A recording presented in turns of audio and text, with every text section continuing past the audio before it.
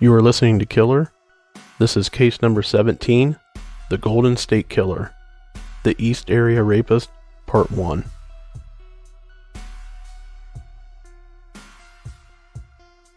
Lock your doors, bolt your windows, and turn off the lights. We're about to begin.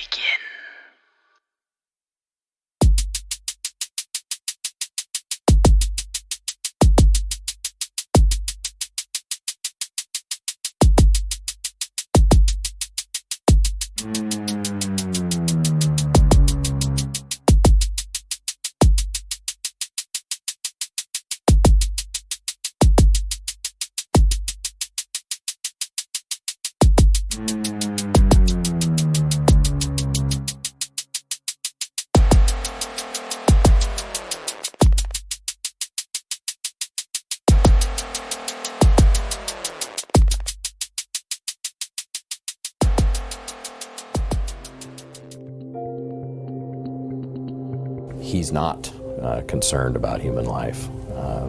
He enjoys the terror. He enjoys inflicting that type of an emotional type pain on people. During that time frame, everybody was in fear. We had people sleeping with shotguns. We had people purchasing dogs. People were concerned, and they had a right to be. This guy was terrorizing the community.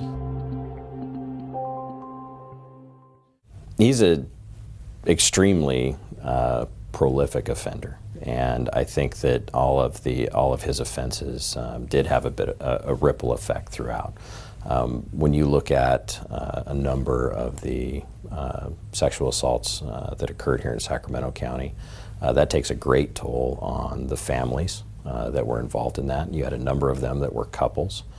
So here you have essentially somebody's wife being raped in their home while their husband is home and unable to do anything about it. That's very terrorizing. That can only be described to me as somebody who's wanting to develop that terror and create that type of fear.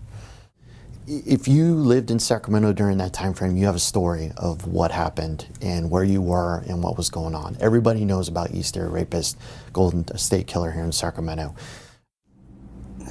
I didn't hear him come in, I didn't hear anything, and all of a sudden there was someone standing in my door, the bedroom door, and I looked up and I thought it was my dad at first, because he drives weird hours and he might have come in early because it was early in the morning.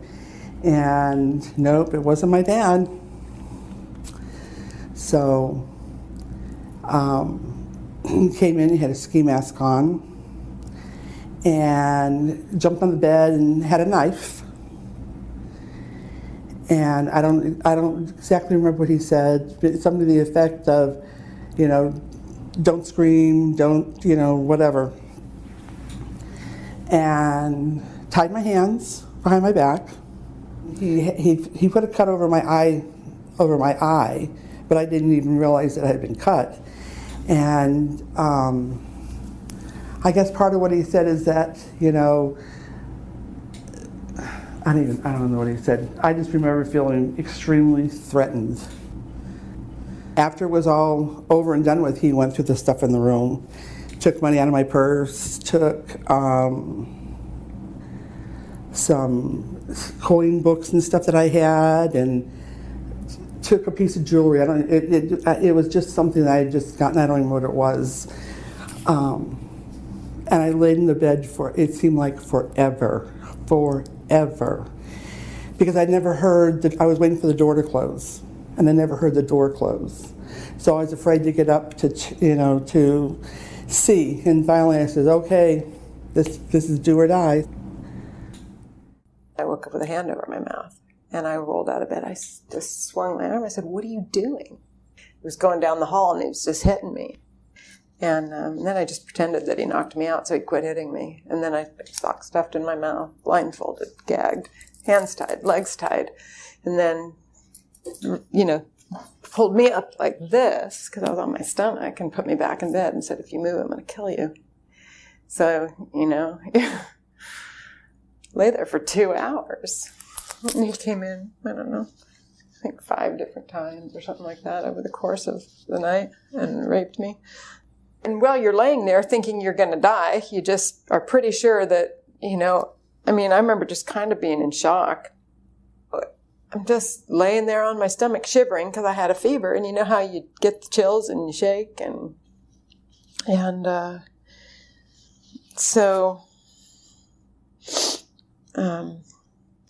finally, after, our best guess is 2 hours. It went on a long time.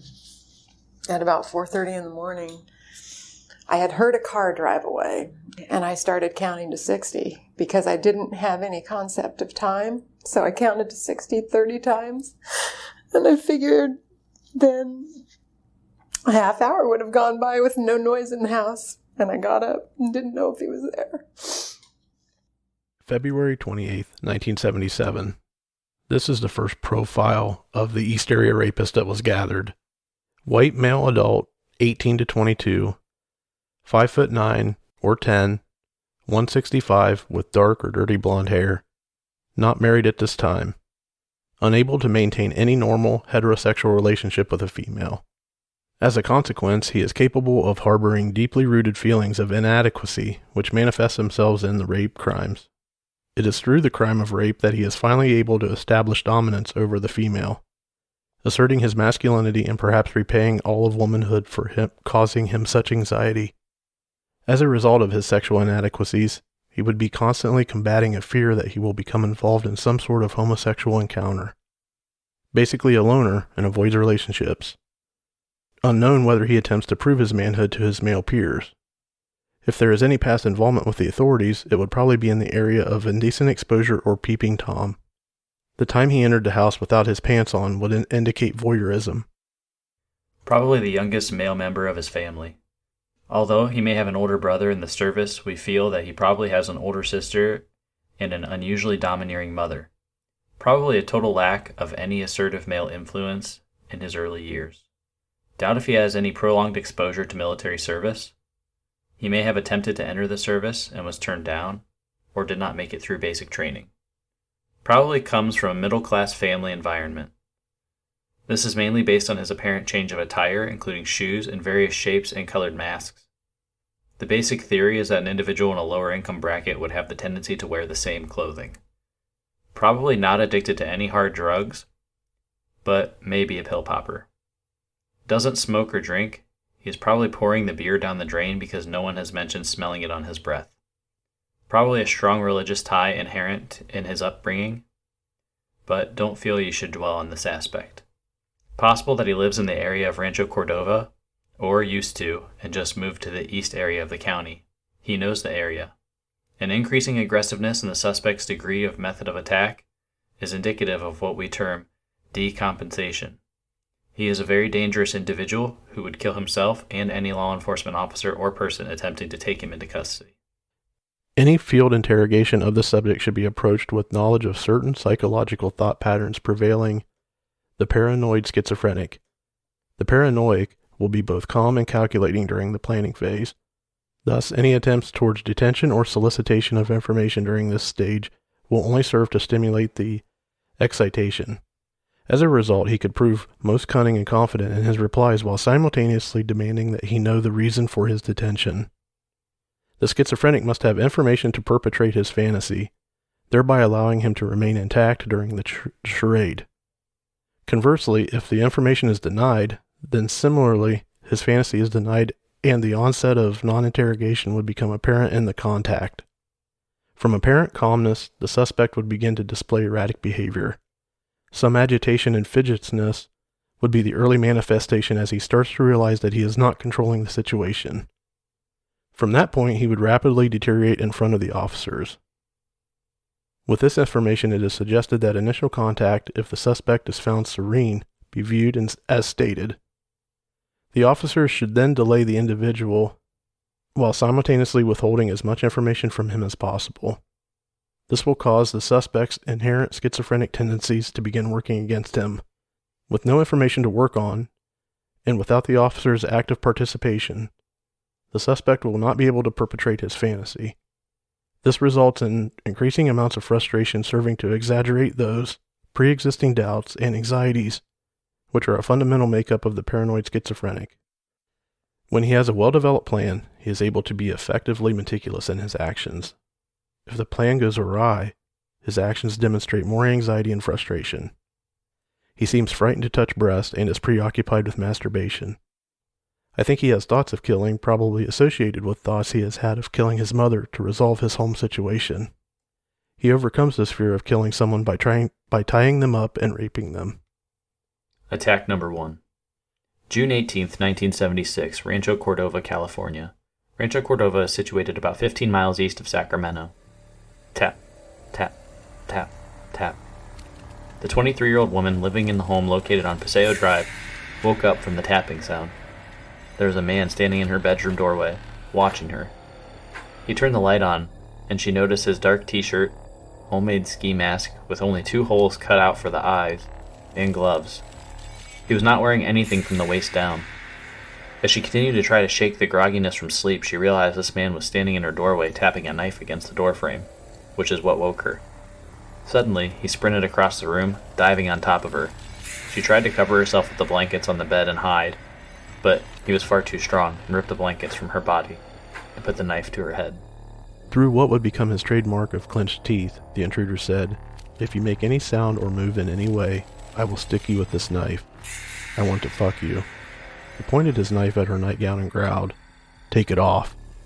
As she was removing her clothes, he paced back and forth impatiently. Noticing that she was on her period and had a tampon, he ordered her to remove the tampon and roll onto her stomach. He crossed her arms behind her back and bound her hands together with a rope that was pre-cut. Next, he rummaged about the room and came back with a cloth belt, which he used to bound her wrist again. The intruder raped the woman without saying a word. He used the bed sheets to clean himself off and then asked her, "Do you have any money?" As soon as she would attempt to answer, he would interrupt, "Shut up." He left for a moment and returned with her hairdryer, which he used to bound her ankles. He found her slip on the floor and used it to gag her. The woman could hear him rummaging through the house as she lay about, bound and gagged, and fearing for her life. The rapist returned, "Don't make a move while I'm here or I'll kill you." He left again. She could hear him as he rummaged through drawers in the kitchen. She could hear him talking to himself, which she thought at the time was actually 2 people in the room. She noticed it had been quite quiet for a while, so she began working to loosen her bindings from her feet and hobbled down the hallway to discover the back door was open. She slammed it shut with her feet, but the deadbolt was engaged and it would not shut. She ran to the phone in the kitchen and knocked the receiver off the wall. However, the dial was too high for her to reach with her bindings still on her wrists, so she ran to her father's room and knocked the receiver off the cradle and dialed with her numb fingers. Let's take a moment to discuss the aftermath of the attack, including the description of the perpetrator, as well as some of the evidence investigators were able to track down. The intruder was described as wearing a light-colored, dirty or gray ski mask, with a seam down the front. It had cutouts only for the eyes and was tight-fitting. He wore a black t-shirt which was tight-fitting. He was described as being 5'9" and roughly 160 pounds. He may have dark hair since his body hair appeared to be dark-colored. He was described as having an unusually small penis. Finally, he was estimated at 20 to 25 years old. Investigators noticed that a block of wood and a bird bath were moved and placed under the phone line that runs to the telephone pole near the back fence. The assailant appeared to have attempted to cut the lines but was not successful. There were pry marks around the wood of the door jamb on the back patio.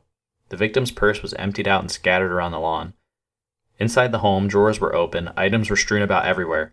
The house had been ransacked. Nothing of value had been stolen from the home. Inside the hall bathroom, 2 towels were found balled up, and there was Johnson's baby oil on the counter. It appeared that he lubricated himself prior to tapping his knife in the doorway to wake the victim. The assailant also brought 2 pieces of pre-cut rope along with him to use as bindings. The victim recalls having been stalked for a few weeks prior to the attack. She states that in the beginning of May she noticed an older, dark-colored American car, make and model were unknown, had been driving through her neighborhood. Every time the car drove past while she was outside, and when she tried to make eye contact with the driver, he would look the other way. The car stopped patrolling the neighborhood, and then she began to receive hang-up phone calls.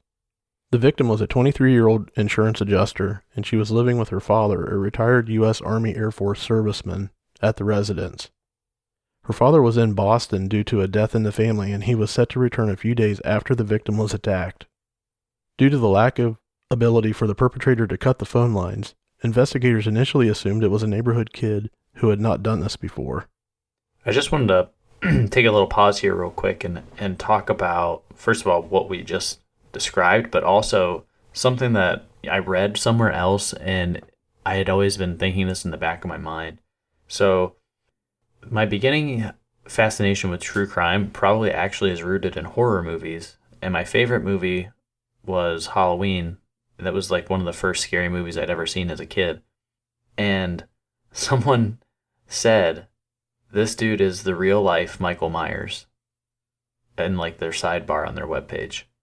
And I thought to myself for a minute, and I'd been thinking this the whole time, these attacks run right up through when that movie came out.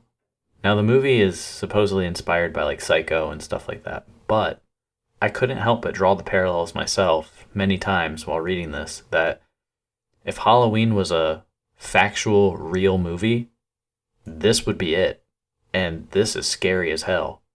And the original working title for that movie was The Babysitter Murders, which fits this just a little bit better, if you really go back and think about it. So I found that to be a little interesting parallel to draw.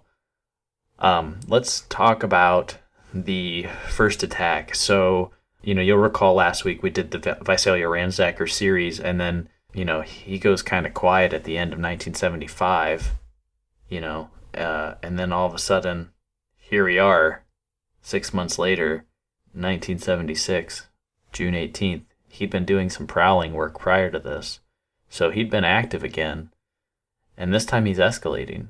Now we're into breaking in with people in the home and raping them.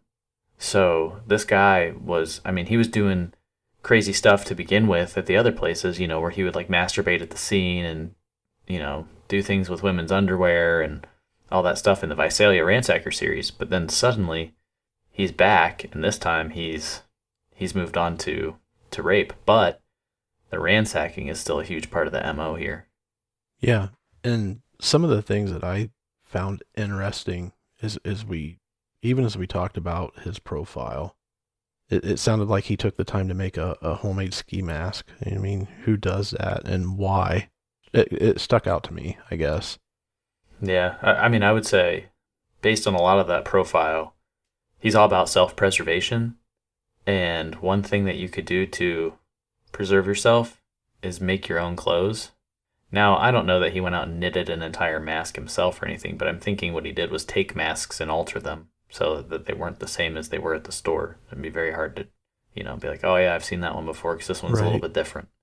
So I think that's part of it, is that way he's not able to be traced to like a certain place. Like, oh yeah, I've seen like, Joe's Home Improvement sells that mask, and, okay, well, who bought that, and trace it back that way.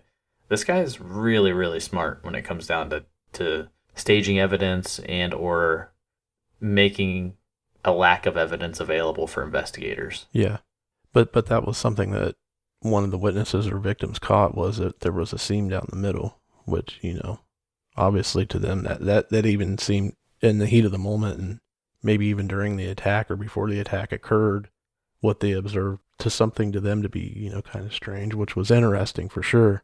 Yeah. What do you make of the ransacking while the person is tied up and can hear it going on while they're bound and blindfolded in another room? I don't know. I mean, we know the incidents are tied together, and then, he started out as the ransacker and was tearing people's places up. I mean, he's continued that behavior. It's kind of weird that he still continues that behavior even with the incidents escalating to rape and, binding them and holding them against their will, that he's still doing that part of it. If he's looking for artifacts, I don't know. It's kind of weird. But from the victim's standpoint, they have to be scared shitless because they hear this guy doing stuff in the background and they have no idea if they're bound and even blindfolded or whatever. They don't know what's going on or what's coming next. So it's complete terror at that point. Right, and that's kind of where I was going to go. I think that you hit on two things. One, I think he was looking for souvenirs, because he takes random weird things from homes all the time, just strange things that are of little value. He will take some money here and there, but he just takes little things of no value a lot. And then also, I think it's the terror aspect, because later you'll hear him being described as slamming drawers shut and stuff like that. And I know if I had all my senses were taken away except for hearing, you know, and so he blindfolds you, he ties you up so you can't feel anything, you're just stuck, your hands are numb from the bindings. The only thing you can do is basically smell, taste, and hear. You know, you're just sitting there, and the fear would just take over. I mean, could you imagine, like, my heart would be pumping so hard that I don't know if I could even hear anything to begin with, let alone, you know, and then you're blindfolded so you can't see what's going on, and then, you know, he leaves and you think maybe he's gone, and then all of a sudden you just hear the slamming noises going on and things are just being strewn about your home, and he's just making a mess of it. The other interesting thing here is he shows up with bindings, so he's prepared. You know, he knows what's going on. He comes into that home ready to go. You know, he doesn't screw around. Yeah, he's definitely more prepared, especially when it comes to the point where he's actually tying up a victim and holding them hostage in their own home, essentially. Did you have any additional thoughts on the one comment that was made where he possibly had an unusually domineering, you know, female side to his life, whether it was an older sister or maybe his mom, that drove him to act like this towards other women? Yeah, I mean, a lot of times you'll see that from these kind of people. They'll have some influence in their upbringing that kind of coerces them into this kind of behavior later in life. I don't know. To me, like, the way that he behaves during these acts and knowing the entire series like I do, I feel like he was, in some form or fashion in his life, he felt extremely inadequate towards women. Whether it was him having an unusually small penis, or whether his mother was just overbearing on him and he hated her and, you know, was trying to basically like take it out on women in general, or what. But to me, it seems like that's where this comes from. You know, it comes from some kind of inadequate feeling, because he feels like he needs to dominate these people. Like, he has to. He gets off on the thrill of scouting out everything, which they even say here, like, that's actually like the part that he, you know, likes the most, is planning, prowling, figuring out what he's going to do. The actual rape part really isn't the climax of it all. It's before that, like when he's getting ready to break in, you know, and figure out like how many people are in the home, when are they home, finding out their patterns, how can I get out of here, what's my escape plan, you know, those kinds of things. So yeah, I find that fascinating. But yeah, I would say it's got to be some kind of crazy disdain toward a female figure in his life, and or his own feelings of extreme inadequacy. Yeah, I think it's a combination of everything that we've discussed at this point, even from the first part when we were talking about the ransacker. You know, eyewitnesses' accounts said he was, you know, had a unusually round face, high-pitched voice. Now we're learning other things about him that it all fits into the inadequacy equation, you know, from his side. That's a great point. I didn't really put that together. Yeah. It seems like it's built up to this point. You know, we're learning more about him as things go along, and you know, it all obviously ties together. Oh yeah, for sure. Well, let's move on to the second attack here. We got a lot to cover. July 17th, 1976, a 15-year-old female and her 16-year-old sister were home alone. Their parents had left them home while they were out of town on a church trip. The girls decided it was time for bed around 10 p.m. after they finished watching television. They checked all the locks on the doors and headed to bed. Around 2 a.m., the 15-year-old woke to a hand covering her mouth. She screamed. The man growled through clenched teeth, "Shut up. I have a knife, and if you don't shut up, I can kill you." The victim, still trying to shake her sleepiness, rolled off the bed, bumping into the man's leg. She got up and tried to escape. She screamed for her sister, but he grabbed her and struck her in the back of the head several times, very hard. The victim pretended to be unconscious, but the man wasn't buying it and told her, "Shut up. I've already tied up your sister." She did not respond, still pretending to be knocked out, not believing her act. "Get your hands behind your back," he hissed. He tied the 15-year-old victim's hands behind her back very tightly. Then he leaned over the victim and growled into her ear. You do everything that I want, and I will fill my bag and leave. He then gagged the victim by shoving a sock in her mouth and tied a towel around her head to hold the gag in place. Next, he tied her feet together tightly. The victim was still on the floor in the hall, so he grabbed her by her stomach and pulled her back into the room and tossed her onto her bed. If you move or make the bed twinge, I will kill you. He left the bedroom and began ransacking the house. He was loud, slamming drawers closed. The assailant came back into the room to check on her and then left to continue ransacking. He came back again. This time he tied a towel around her head in order to blindfold her. She estimates that around 15 minutes he was gone until he returned and flipped the light on. The bed bounced as the intruder was now in bed with her. Play with it, he said as he put his now lubricated penis into her numb and bound hands. Have you ever fucked before? He whispered into her ear through clenched teeth. She shook her head no. He untied her feet, pulled down her panties, and raped her for what she estimated was 2 minutes. He then tied her ankles again. Where's the money? He demanded. She indicated by head shake that it was in her drawer. He took the drawers and dumped the contents onto the floor. He left the room and went to the sister's room and began ransacking her room as well. A few moments later, he returned standing over the victim. I knew when I saw you at the junior prom I had to fuck you. The victim did not believe him. She had a picture on her dresser with her boyfriend's name on it and assumes that he had seen that picture. He was on top of her again. Play with it, he ordered. As she complied, he stated, I'm in love with it. I'm in love with your fucking body. After a few minutes of this, he repositioned himself and raped her a second time. He left the room and began ransacking again. He returned again and raped her again. After he finished, he wiped between her legs with the sheet. Standing over her again, he asked, Where's the doctor's drugs? I looked in the refrigerator and they're not there. She shook her head as if she didn't know. The man then breathed out heavily a few times, indicating he was angry.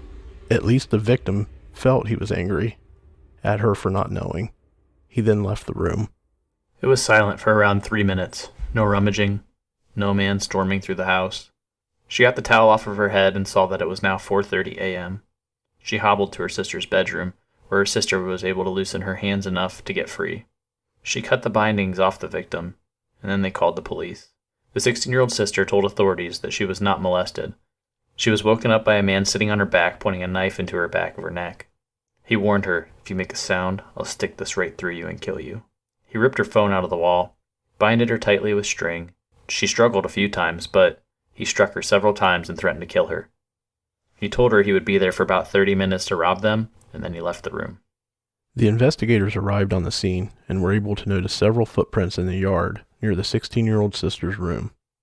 They infer that he had been watching the older sister for some time. He was able to get into the house by prying open the sliding glass door. That being said, he had to pass the 15-year-old's bedroom to go tie up the 16-year-old first, which indicated that he planned this attack. This means he had intended to tie up the 16-year-old in order to rape the 15-year-old. No footprints were observed outside the victim's bedroom, indicating that he was familiar with the household and was confident she'd be in bed, or somehow already knew she was in bed. There were also no footprints outside of the master bedroom, indicating that he knew the parents were not home. They also believe he stalked this house for some time if he knew about the two sisters being alone and coming prepared with his own bindings. It is also believed that he discovered their father was a doctor based on his findings during his ransacking of the home. 2 empty Coors beer cans were discovered in the kitchen. Both girls said they did not belong to the residence, but neither reported smelling beer on his breath. He may have relaxed and drank them after he was finished. Investigators also found scuff marks on the back fence, which indicates that he jumped the fence on his way out. The 16-year-old saw the assailant wearing a brown ski mask with only holes cut out for the eyes. It covered his whole head. He was also wearing a multicolored stocking cap over his mask. Investigators found that the cap he was wearing on top of his full mask was from the victim's sister. It was found moved from her closet to a drawer. He had also taken a pair of matching mittens and used them while raping her sister. Both girls reported seeing him wearing his pants when he entered the home. His shoes were described as hiking boots or waffle stompers. He wore a printed shirt. The victim felt he was between 18 and 20 years old. Neither sister reported he was wearing gloves, however, no fingerprints were found. This attack occurs at another single-story home in basically a similar type of development as the first attack. But this time he stayed for a lot longer. He was there for 2.5 hours. I can't imagine. I mean, could you imagine being at home like this and being bound and listening to this dude for 2.5 hours and then being the sister who's being, assaulted the entire time? No, I can't. 2.5 hours would have literally seemed like an eternity. I can't imagine just being bound and sounded like for a long period of time, blindfolded as well, not knowing what's going on for 2.5 hours at that time of night is unbelievable. Yeah, and, my heart would have been beating so hard, I would have had a heart attack, I think. I don't think I would have made it. I mean, seriously, these girls are so brave. I can't believe that they lasted as long as they, I would have passed out or something. I don't think I could have made it. Yeah. I mean, during the 2.5 hours with, in between the attacks, and then, he's going back and forth between the rape and the ransack. They probably, if there was any relief to be had whatsoever, it was when he said the rape lasted 2 minutes, then he went and ransacked and then came back. They at least knew when he was out rummaging around in the house, I'm sure there was no sense of relief whatsoever, but at least they knew, probably sitting there thinking, when's he coming back? Because he has somewhat of a pattern. Yeah, exactly. The one other thing I found interesting in this attack is that he escalates the infliction of terror on this pair this time by trying to make her think that he knows who she is and that he's been watching her and that he saw her at the junior prom. But the victim had a picture of herself and her boyfriend at the junior prom, and that's how he was able to figure that out. They also think the same thing with the statements about the drugs and her dad being a doctor, was that he found stuff while he was rummaging through the house, and that's what led him to make the statements that he makes. And so you're seeing a pattern now where he's starting to be very manipulative during the attacks. Right. It's almost as if he's profiling the victim as the attack is happening. He must have found something that indicated that their father was a doctor, while he was rummaging through stuff, and threw that statement out, whether he was actually after the drugs or not. It was like, I know you, I know your family. It just all lends to the terror aspect. It does. And the one thing that investigators found interesting about the summary of events that had happened was when one of the victims said that the attacker mentioned, I checked the refrigerator for the drugs. And they found that interesting because not a lot of people knew that drugs were refrigerated, and so they thought he has to have some type of knowledge about how these drugs are kept or stored. So either he is a drug addict or he's in the medical field somehow or has ties to the medical field. So they started kind of going down that avenue for a minute after they heard some of the accounts of this attack. Very cold, very calculated, and I don't know what else to say. He's very well prepared. And one thing we didn't mention there in our discussion points was he's bringing beer, baby lotion, and rope along with him.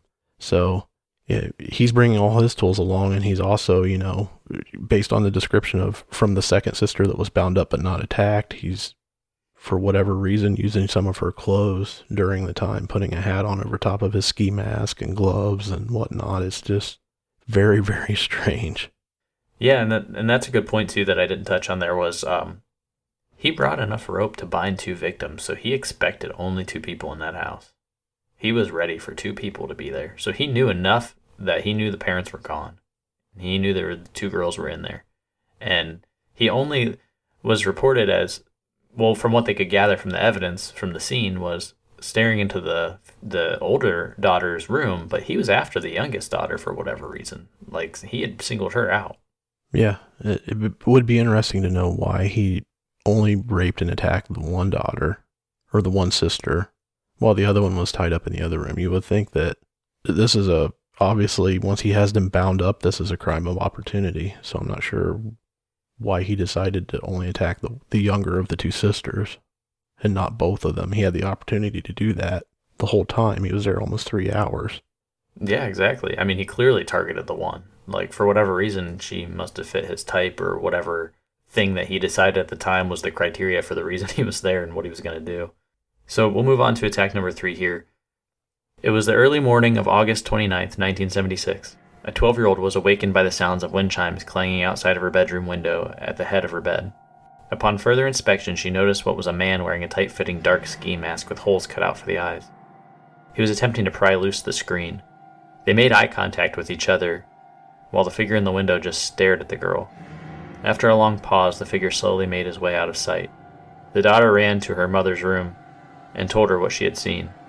The father was at work, and he left the home around 10:30 p.m. the night before, August 28th. He had just switched to the night shift. After explaining what she had seen, the mother thought that she was just having a bad dream and went to the living room and looked out their back sliding glass door. Nothing was there. The mother went into the bedroom of her eldest daughter, aged 15, and told her about what had happened. The daughter seemed uninterested and told them to call police before going back to sleep. The mother and 12-year-old headed back to the 12-year-old's bedroom. Upon entering the room, the man was back at the window, prying at the window. The intruder disappeared again once he was witnessed. Suddenly, the mother realized her daughter was not lying, and they raced back to the kitchen to call for police. The pair stood in the kitchen listening to the phone ring out to the operator when they heard a loud crash of the wind chimes in the curtain rod. Before they knew it, the masked man stood beside them. Once inside, they noticed the man was wearing a brown t-shirt, a tight-fitting nylon mask, and slits cut out for only the eyes. He was wearing a type of hiking boot and was naked from the waist down. He wore a wide, shiny belt. He held a small 2-inch barrel revolver in his left hand and a club in his right hand. He was also wearing tight-fitting black gloves. The man was lean, around 5'9". He growled at the pair, "Freeze, or I'll kill you. Hang up the phone now." The mother hung up the phone before she was able to reach the operator. "Who else is in the house?" he demanded. The 12-year-old responded that her sister was in the house. He approached the mother, standing closer. The mother grabbed his gun, and he began beating her over the head with his club. She continued to struggle while being bludgeoned. Finally, she was subdued. The daughter had been screaming during the clubbing, and she was extremely terrified. "Shut up," he commanded the child.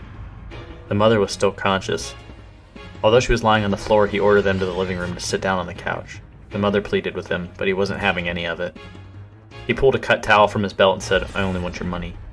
He grabbed the mother's arms and put them behind her back in order to bind her. She fought back and broke free from him, and she was able to run towards the front door. He grabbed her and began to club her on the head repeatedly, but she was able to get the door open and made it outside. The intruder followed her, and the 12-year-old was not far behind. The mother screamed for help as she sprinted across the front lawn to her neighbor's house. The masked intruder bolted across the street, while the daughter followed her mother. The 15-year-old, being in the home, heard the commotion. She popped her screen out of her window and jumped down. She hopped the fence behind her room and saw her mother and sister darting across the street, so she followed them. The neighbor had heard the noise and aided the trio as they came into their house. A different neighbor across the street witnessed 4 people run from that house, to which they saw the family head to a neighbor's house, but a man left and hid behind some bushes at a neighboring home. She saw him crouch down for a few minutes and then just casually walk away. As he was walking away, she noticed that he was naked from the waist down. Sheriff deputies arrived at 3:28 a.m. The mother had fallen into unconsciousness briefly at the neighbor's house and was now awake again. She was removed to the hospital. Inside the victim's house, deputies discovered blood in the entryway, droplets, smears on the wall and on the interior of the front door. A picture frame and its glass was shattered on the floor. Blood was on the kitchen floor. The phone was ripped out of the wall, and the bindings he intended to use were lying about. A towel described as off-white was on the family room floor, both ends tied together to form a circle. It did not belong to the house. A 2-inch by 12-inch swath of towel, torn or cut to its length, was on the couch cushions. A black shoelace was on the arm of the chair, another on the floor nearby. Examination of the bedroom window through which the intruder had entered showed that the drapery rod was detached on one end, and the chimes had fallen. The window was wide open, and the screen was removed.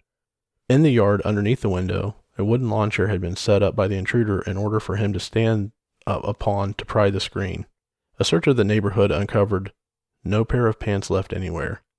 Deputies cruising the neighborhood came across no suspect, fully dressed or otherwise. From the description, it is clear that this time the rapist who had attacked the 23-year-old victim nearby and the 15-year-old in Del Deo. The location of this home, despite being on a different street, was only 2 yards away from the first victim's house on Paseo Drive. An interview with the mother confirmed that the attacker was not a very big man, and in her estimation, he was not very strong.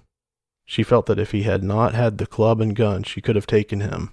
The mother was 41 years old. She would require numerous stitches in her scalp. She had many bruises both on her head, face, arm, and sternum. She would eventually recover.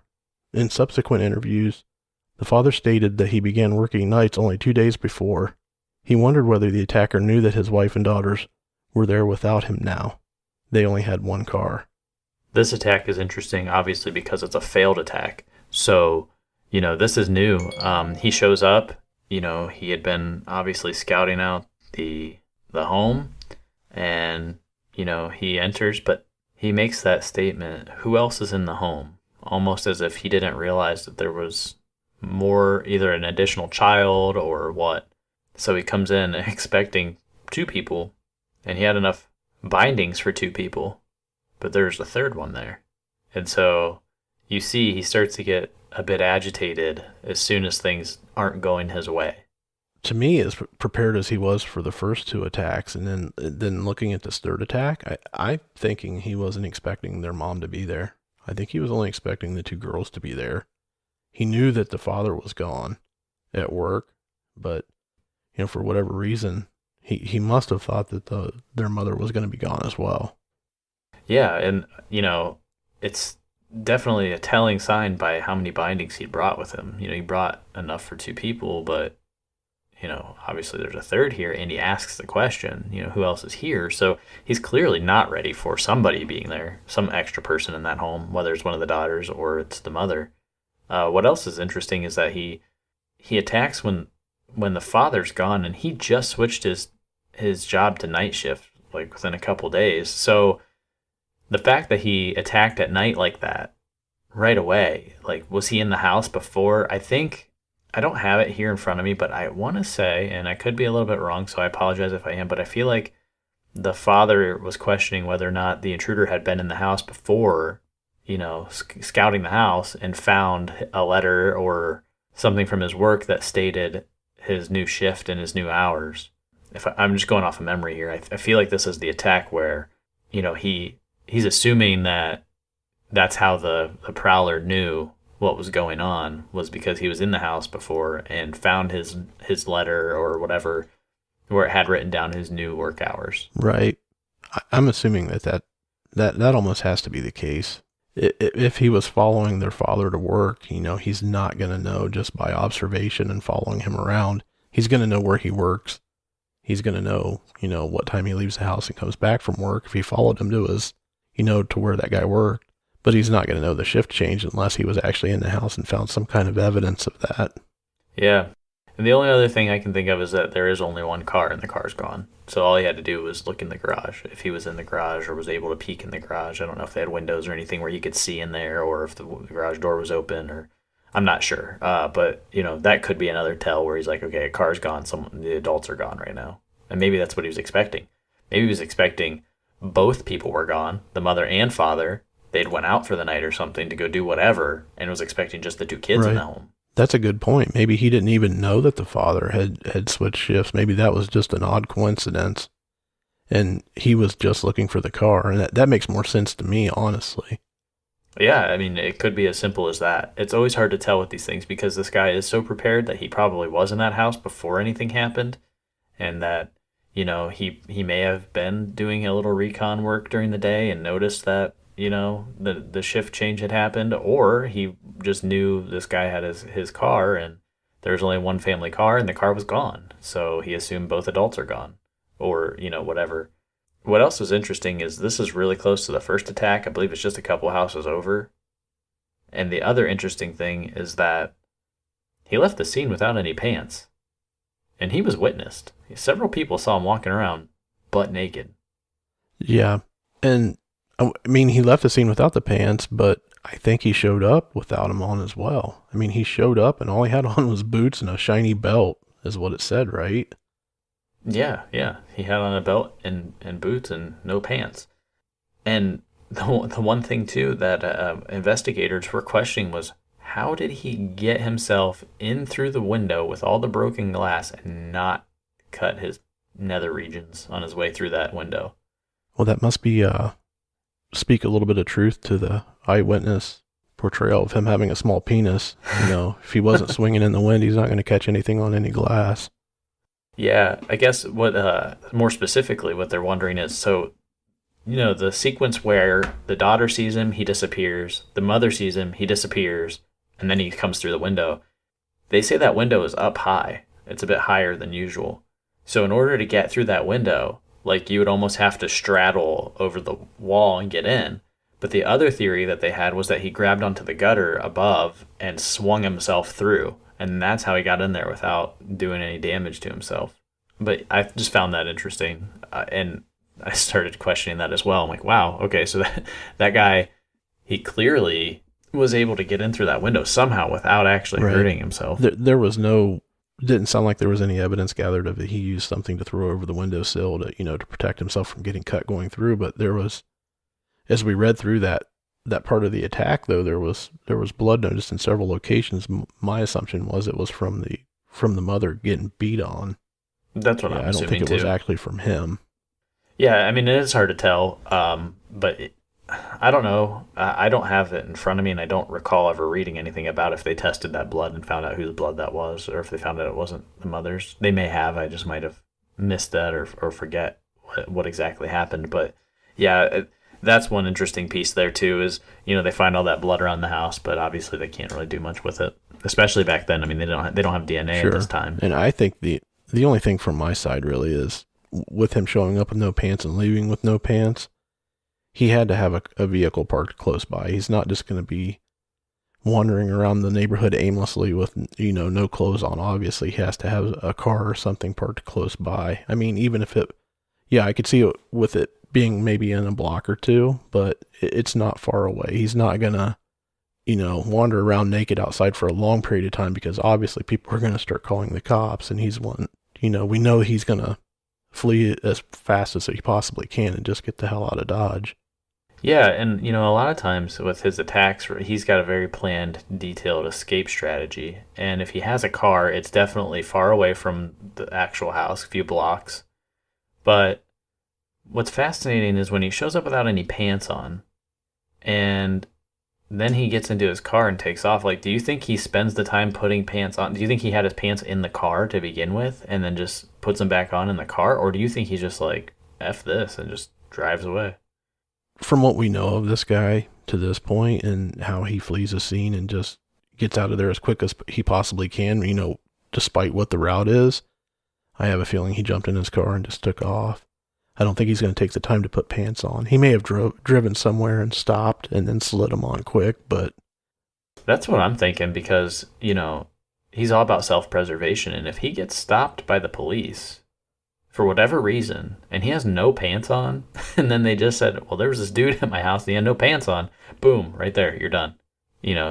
So I'm wondering if he has to put those pants back on before he starts taking off driving, just the way that he is. I would imagine. I mean, if it were me, I'd put my pants on, if I left them in my car or whatever, because his plan probably was, to go in there, induce some terror, rape people, and leave like usual. But he always gives himself that ability to have a, 10-minute head start, if you will.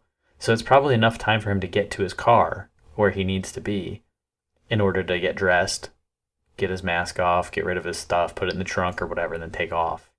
That's my assumption, right? I mean, I'm obviously making that up myself, but I would imagine that he's got enough time to cover his bases where he feels like he can give himself a head start enough to be normal. To not give off any red flags as he walks away. I think your assumption's pretty good, because especially, like we said, the attacks are in a very close vicinity. He's not going to go far undressed with beer and baby lotion in the car, right? He's going to get dressed, and he's going to try to cover his tracks. Even if he was to get pulled over, he doesn't want to come across as being, mysterious or anything of that nature. He's wanting to just, get out of there and, not be seen, not be witnessed, especially not pulled over with no clothes on. Yeah, and that's what I'm saying. He knows that the cops are likely starting to get a little eager now now that this is the third time he's attacked. And so, they've got to be starting to get a little bit on edge. Maybe they're not fully panicked yet. Maybe they're thinking it's different people still. They're not sure. But then they start investigating the crime scenes and realize, all these things are starting to line up. It's got to be the same person. So he's got to know the police are after him in some capacity and that he cannot give himself away if he gets stopped. Like, he has to be able to be as normal looking and feeling as possible. So I can't imagine that he didn't go put those pants back on in his car or wherever he had them. He might not have had them in his car. He might have had them in someone's backyard somewhere, and he happened to get to that yard without being witnessed and put his pants back on and then went to his car and took off. He's the master of staging these things. Yeah, he most definitely could have had that stuff stashed somewhere. We'll move on to attack number 4. On September 4th, 1976, in the city of Carmichael, a 29-year-old female was visiting her parents' home to do some laundry. Her machine had broken down, so she decided that she would just head over there and use their machine instead. The home was a single story in a middle-class neighborhood. She pulled up the driveway and entered through the garage, leaving the garage door open. She had finished the laundry and loaded it into her vehicle parked in the driveway around 11 p.m. She went back and locked up the house and then headed back to her car. As she was about to enter the vehicle, a hand grabbed her shoulder and she was turned around and noticed a man in a ski mask with only slits cut out for the eyes. Before she could even realize what was going on, he punched her right in the face, breaking her nose, where blood poured onto the concrete. She was knocked out and dragged into the house. Blood permanently stained the driveway. This attack was more brutal than any of the others before them. He dragged the woman into the house and bound her with a rope and towel just like the others. He cut her clothes off with a knife, holding it to her throat. He growled at the woman. "If you look at me, I'll slit your throat," he continued. "Is anyone expected home?" During this attack, he said a lot more about himself. "I just need your money and your car. I just want to get to Bakerfield." Continuing on, he told the woman he was in the army and he slept with all the girls in the army and they all loved it. He raped and sodomized her, forced her to have oral sex with him, masturbated, and he even gave her oral sex. He also climaxed in her mouth twice and forced her to swallow. He threatened to kill her if she didn't comply. The description of the intruder was the same, and again, little in the way of evidence that could identify the perpetrator.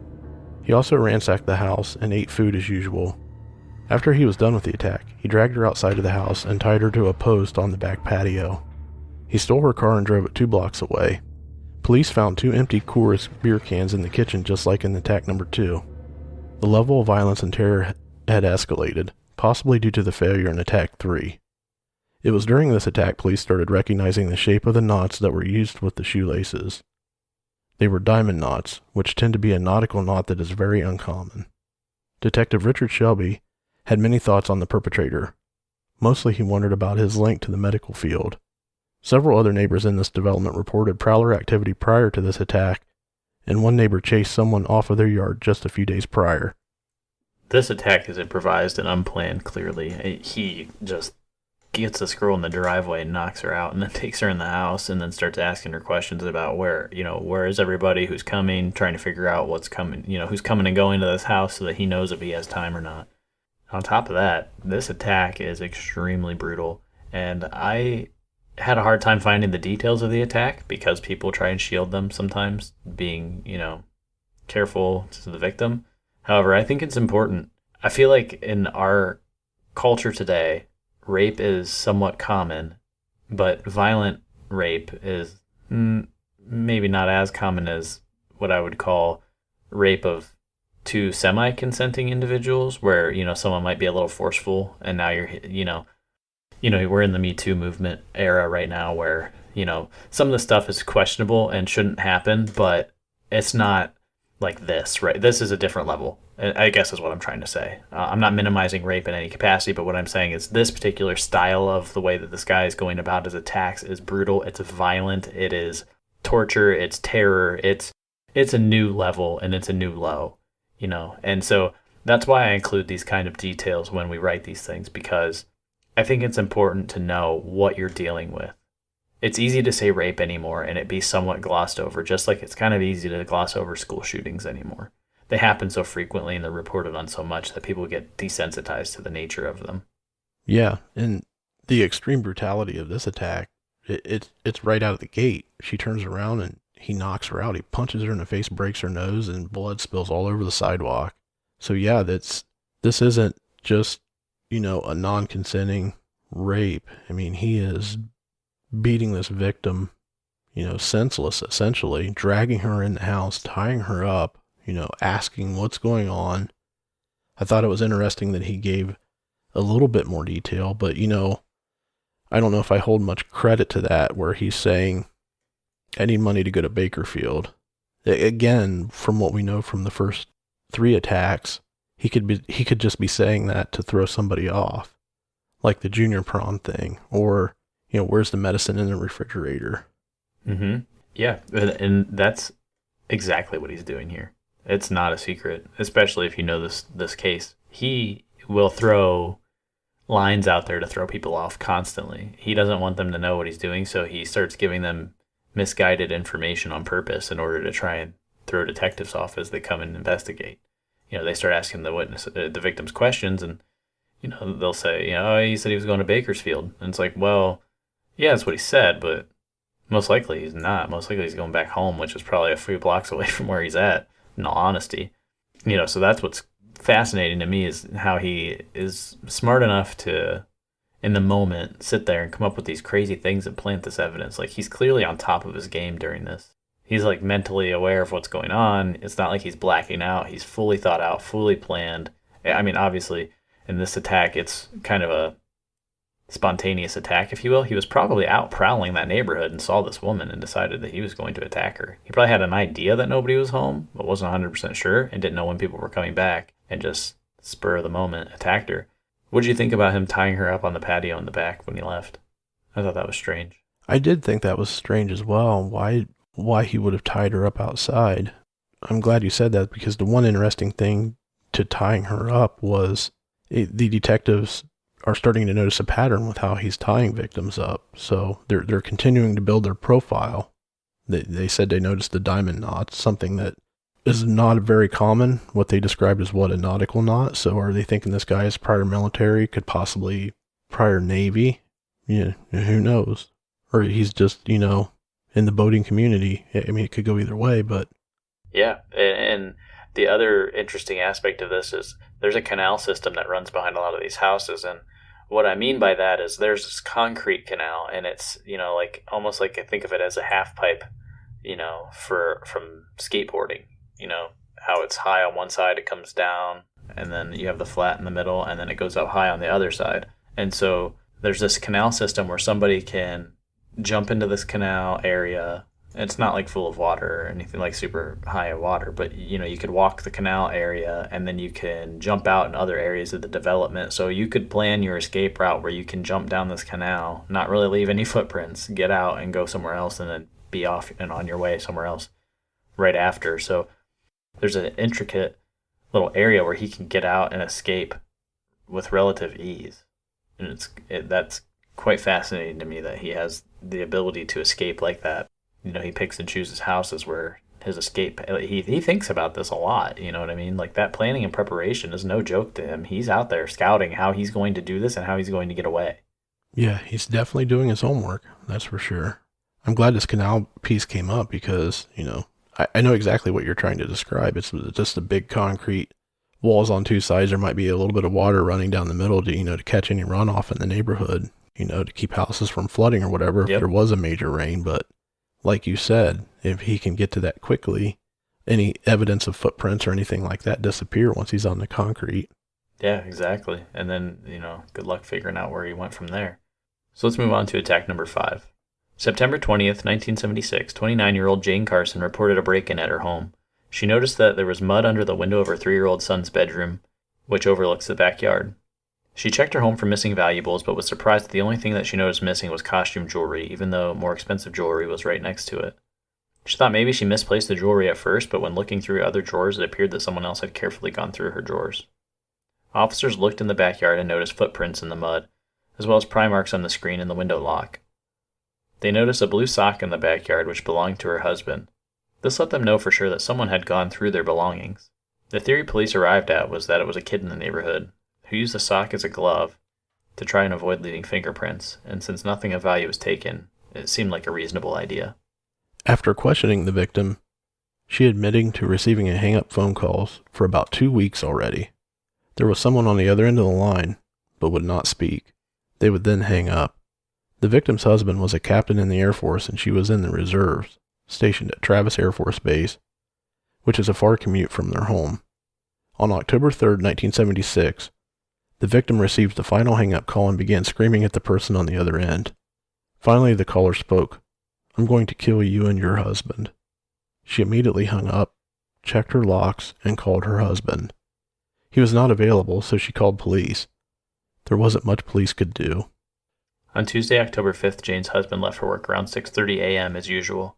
While still in bed with her 3-year-old, who had just joined her in her bed, she heard her husband leave the house. Moments later, she could hear a strange clicking sound, and suddenly she heard thumping down the hallway. Appearing in her bedroom was a masked man. The mask, again, only had slits cut out for the eyes. A knife was raised over his head as he stepped toward her. She pulled her son close to her, and she was so scared she couldn't even let out a scream. "Please don't hurt us," she repeated. "I'll tell you where my money is. Just take it and leave." "Shut up," the intruder growled. He repeated himself a few times, and she finally grew quiet.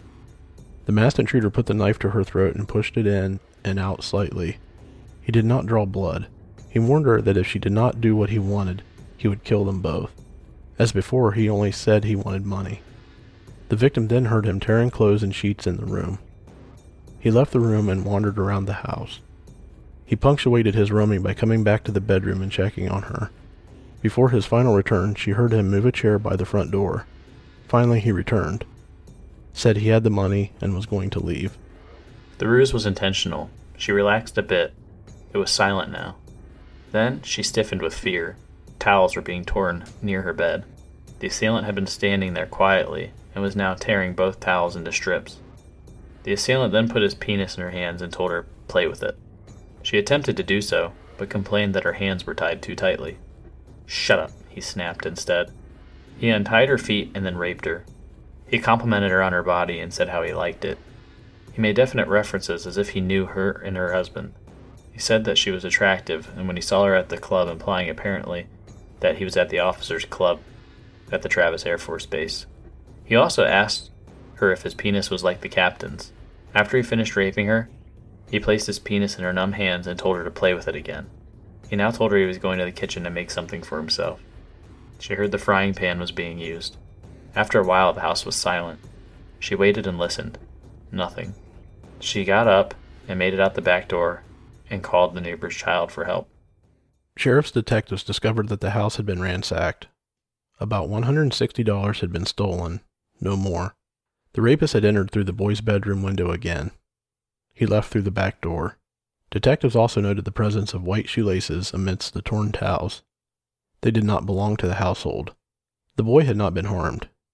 He thought the rapist was a doctor examining his mother. A bloodhound was used in this case. He found the trace of the assailant and followed it to the backyard fence. Sheriffs followed the hound throughout the uncultivated field behind the house, through an orchard being bulldozed for development, and then on to Shadowbrook, a street behind the development. A canvass of the neighborhood uncovered witnesses who had seen a strange man as much as 4 days before, early in the morning. He drove a dark green car like a Chevy Vega. In one encounter, at 6:15 a.m., a few days prior to the rape, a homeowner on Shadowbrook and Cookson stood on her porch and was surprised to see this man stare back at her from her driveway. After a moment, he got into his Vega and drove off, further underscoring that this person with the Vega may have been the rapist and the fact that the bloodhound vectored, that is, lost the scent at that area where the Vega was said to have been parked. An oil spot marked where the car had been parked. The very morning of the attack at 7 a.m., a witness had came out of the house and noticed the Vega parked in the same spot. It was gone by 8:30 a.m. The victim recalled that the rapist wore a khaki mask with only eye holes. He also wore a jacket, but she could not remember the color. She did not remember anything else. Judging by his figure in the doorway, she estimated he was about 5'9". He was lean, he had a small penis, he spoke through clenched teeth in an angry, threatening whisper. One other thing is noteworthy. The bloodhound shook and slobbered and went to pieces when finding the miscreant's scent. This indicated to the handler the miscreant had a disease or was a heavy-duty drug offender. His chemistry being so changed that the dog could detect it was different from a normal human scent. Well, this attack is really terrifying, considering there's a 3-year-old in the room the entire time. I believe the 3-year-old is moved at some point during the attack, and Jane reaches for him and can't feel him, so she starts freaking out because she doesn't know where he is. But at the end, when all's done, he returns the kid and puts him right back next to her. Well, that's definitely a good thing. I can't say good by him because of what he's done to this point, but, thank goodness he didn't hurt the child, obviously. Yeah, no kidding. It's crazy some of the details that have emerged in this attack that we just discussed, where neighbors describe the car. So they're starting to get more details about this guy's pattern, where he's parking, how far from the victim's house, what he's driving, things like that. What do you think about the bloodhound going crazy about his scent? It's definitely interesting. I didn't know that a bloodhound could detect the use of drugs or something along the lines of a sickness or a disease on a person's body. I know that there's drug dogs out there that can detect drugs on a person, obviously if it's in their pocket or on them person somewhere, but the fact that they may be a habitual drug user, I didn't know that they could get pointers from that side. Yeah, I didn't either. I have a theory about this, but I don't really want to talk about it until after we really uncover the entire case. So hopefully I remember to go back to this, but there's something I'm thinking about right now that I don't want to give away later for those of you who haven't heard the entire thing. So I have a theory about why this dog went completely nuts. Yeah, this attack's crazy, and I believe Jane covers this several times in interviews. So I want to play that interview now. October 5th, 1976. It was about 6:30 in the morning. I heard the garage door close, and I knew my husband had just left for work. Prior to that, my 3-year-old son hopped in bed with me for a snuggle. Within 1 to 2 minutes, I saw a flashlight shining down the hall, and I thought, now that's odd, and I screamed out to my husband, "What have you forgotten?" And there was no answer. And the next thing I knew, I looked up, and there was a man shining this flashlight in my eyes with a ski mask on, holding a large butcher knife. He told us with clenched teeth, "Shut up, or I'll kill you. Shut up, or I'll kill you." If he said that once, he must have said it 10 times with clenched teeth, like he was trying to describe to, hide his voice. He gags us, both of us. He blindfolds us, and he ties us up. He moved my son. I had no idea where he had put him. Did he put him on the floor?